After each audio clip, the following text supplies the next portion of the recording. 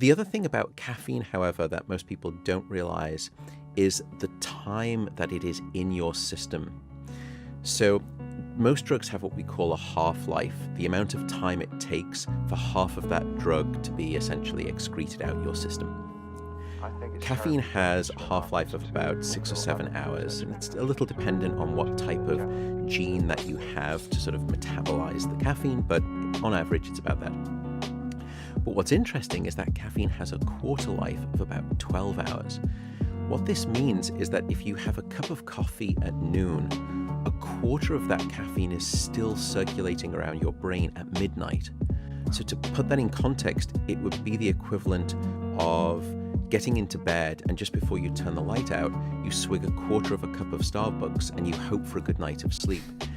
You would never do that because but that's exactly, unfortunately, what people do